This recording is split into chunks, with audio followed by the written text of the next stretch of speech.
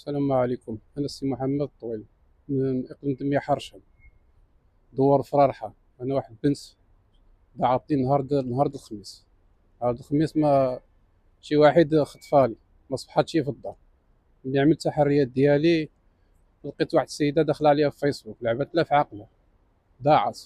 دابا من نهار الخميس وأنا كنقلب عليها، ما خليت وليات تطوان، ما خليت تجيب لي حبيب المخزن كيقول لي حتى تفوت 48 ساعة عاد أجي. دابا اليوم 48 ساعة قال لك واحد عيد استقلال، ما عيد استقلال.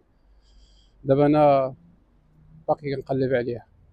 هادشي اللي كاين. هادي بان قتله راه امراه، ما هضرتش معاها بالصوت، دخلت عليها في فيسبوك، يعني كتكتب لها، يعني ما سمعتها شي صوت، ما عرفتها واش راجل ولا امراه. هي اللي دخلت موراها تما، هي اللي قنعتها، هي اللي كلات لها عقلها. شنو قالت ليها باش ما عرفتش انا قالت لها انا بالضبط. زنزوره دابا شنو قالت لها؟ انا قالت لنا الصوت مشالي، قالت لها كنسمع وكنكتب ولكن الصوت ما عنديش. باش كلات لها عقلها ما سمعتش صوت. شنو قالت ليها مع باش كتهرب 17 عام منك؟ بصارة طويل، اقليم ديال مي حرشن، دوار فرارحه.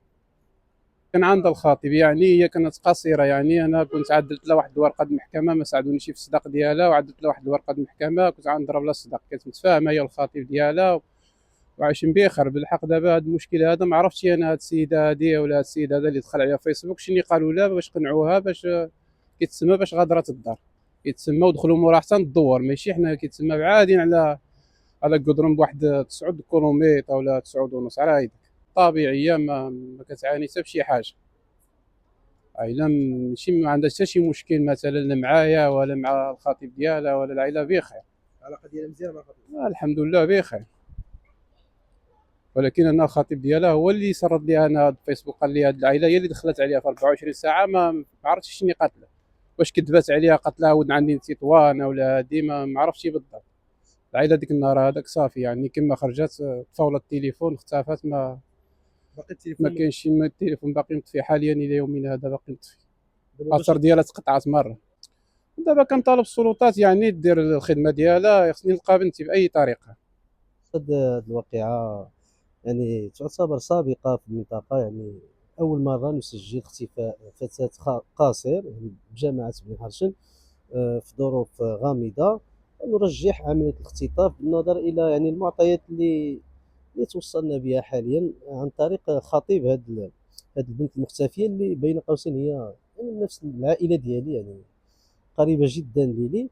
بالنسبه للبنت ما كان عندها شي مشكل عائلي ولا اسري، يعني كانت علاقه طيبه مع الاسره ديالها وكذلك مع الخطيب ديالها. يعني يعملوا الاجراءات الاداريه والقضائيه باش يعقدوا يعني عقد الزواج يعني في قادم الايام. ولكن فجاه يعني تم التغرير بها من طرف حساب فيسبوكي يعني فو كونت غالبا، وبمجهودات يعني عبر الاعلام وعبر يعني مختلف الجهات باش نحاولوا نتوصلوا لهذه البنت. وبهذه المناسبه يعني نناشد الاسر لا سواء يعني في المناطق القرويه ولا في الحضريه انهم يردوا البال مع الهواتف الابناء ديالهم.